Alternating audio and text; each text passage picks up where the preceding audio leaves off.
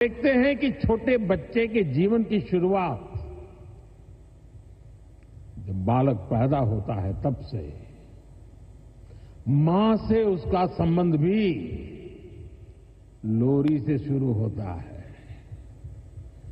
मां से ही वो पहला स्वर सुनता है। उसको पहला स्वर संगीत से समझ आता है। एक मां जो एक बच्चे के सपने को बुनती है, वैसे ही क्रिएटिव वर्ल्ड के लोग एक युग के सपनों को पिरोते हैं। वे उसका मकसद ऐसे ही लोगों को एक साथ लाने का है। साथियों, लाल किले से मैंने सबका प्रयास की बात कही है।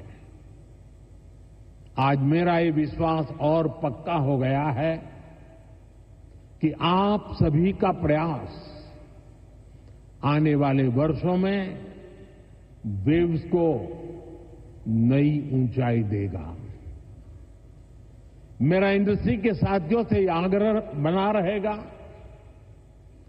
कि जैसे आपने पहली समिट की हैंड होल्डिंग की है, वो आगे भी जारी रखें। अभी तो वेव्स में कई तरह की खूबसूरत लहरें आनी बाकी है। भविष्य में वेव्स अवार्ड भी लॉन्च होने वाले हैं। ये आर्ट और क्रिएटिविटी की दुनिया में सबसे प्रतिष्ठित अवार्ड्स होने वाले हैं। हमें जुटे रहना है। हमें जग के मन को जीतना है, जन जन को जीतना है। साथियों, आज भारत दुनिया की थर्ड लार्जेस्ट इकोनॉमी बनने की तरफ तेजी से आगे बढ़ रहा है। आज Bharat global fintech adoption rate में नंबर 1 है। दुनिया का सेकंड लार्जेस्ट मोबाइल मैन्युफैक्चरर है। दुनिया का तीसरे सबसे बड़ा स्टार्टअप इकोसिस्टम भारत में है। विकसित भारत की हमारी जर्नी तो अभी शुरू हुई है। भारत के पास इससे भी कहीं अधिक ऑफर करने के लिए है। भारत बिलियन प्लस आबादी के साथ साथ बिलियन प्लस स्टोरीज का भी देश है।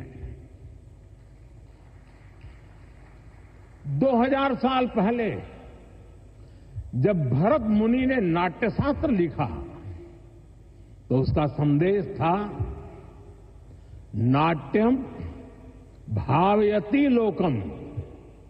इसका अर्थ है कला संसार को भावनाएं देती है, इमोशन देती है, फीलिंग्स देती है। सदियों पहले जब कालिदास ने अभिज्ञान शाकुंतलम लिखी, शाकुंतलम, तब भारत ने क्लासिकल ड्रामा को एक नई दिशा दी। भारत की हर गली में कहानी है, हर पर्वत एक गीत है, हर नदी कुछ न कुछ गुनगुनाती है।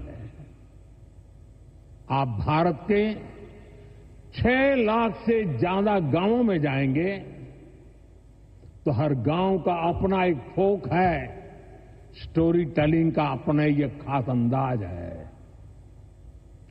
यहां अलग अलग समाजों लोक कथाओं के माध्यम से अपने इतिहास को अगली पीढ़ी तक पहुंचाया है।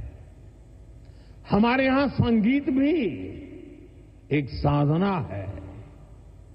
भजन हो, गजलें हो, क्लासिकल हो या कंटेम्पररी, हर सुर में एक कहानी है, हर ताल में एक आत्मा है। साथियों, हमारे यहां नाद ब्रह्म यानी साउंड ऑफ डिवाइन की कल्पना है।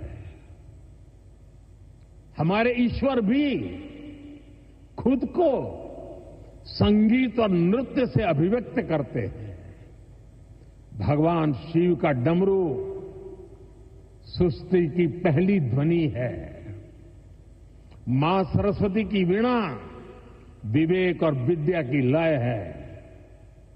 श्री कृष्ण की बांसुरी प्रेम और सौंदर्य का अमर संदेश है।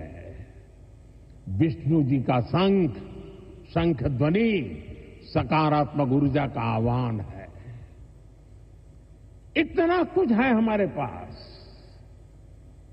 अभी यहां जो मन होने वाले सांस्कृतिक प्रस्तुति हुई, उसमें भी उसकी झलक दिखी है।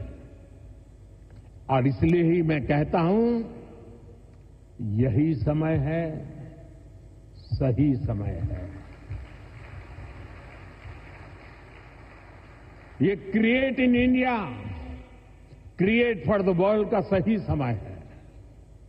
आज जब दुनिया स्टोरी टेलिंग के लिए नए तरीके ढूंढ रही है, तब भारत के पास हजारों वर्ष की अपनी कहानियों का खजाना है।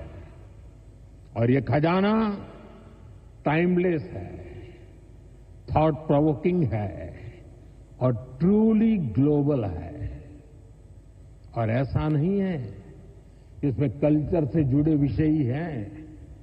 इसमें विज्ञान की दुनिया है, स्पोर्ट्स हैं, शौर्य की कहानियां हैं, त्याग तपस्या की गाथाएं हैं। हमारी स्टोरीज में साइंस भी है, फिक्शन भी है, करेज है, ब्रेवरी है।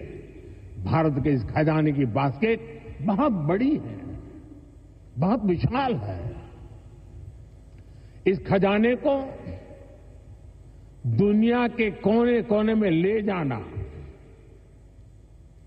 आने वाली पीढ़ियों के सामने नए और इंटरेस्टिंग तरीके से रखना, ये वेव्स प्लेटफॉर्म की बड़ी जिम्मेदारी है। साथियों, आप में से ज्यादातर लोगों को पता है कि हमारे यहां पद्म अवार्ड आजादी के कुछ साल बाद ही शुरू हो गए थे। इतने सालों से ये अवार्ड दिए जा रहे हैं, लेकिन हमने इन अवार्ड्स को पीपल्स पद्मा बना दिया। जो लोग देश के दूर दराज में कोने कोने में देश के लिए जी रहे हैं, समाज की सेवा कर रहे हैं, हमने उनकी पहचान की, उनको प्रतिष्ठा दी, तो पद्मा की परंपरा का स्वरूप ही बदल गया। अब पूरे देश ने खुले दिल से इसे मान्यता दी है। अब ये सिर्फ एक आयोजन का न होकर पूरे देश का उत्सव बन गया है। इसी तरह वेव्स भी हैं। वेव्स क्रिएटिव वर्ल्ड में, फिल्म में, म्यूजिक में, एनिमेशन में, गेमिंग में, भारत के कोने कोने में जो टैलेंट है उसे एक प्लेटफॉर्म पर देगा तो दुनिया भी इसे अवश्य सराहेगी। साथियों, कंटेंट क्रिएशन में भारत की एक और विशेषता आपकी बहुत मदद करने वाली है। हम आनो भद्रः कर्तवो यंतु विश्वतः के विचार को मानने वाले हैं। इसका मतलब है चारों दिशाओं से हमारे पास शुभ विचार आए। ये हमारी सिविलाइजेशनल ओपननेस का प्रमाण है। इसी भाव के साथ पारसी यहां आए, और आज भी पारसी कम्युनिटी बहुत गर्व के साथ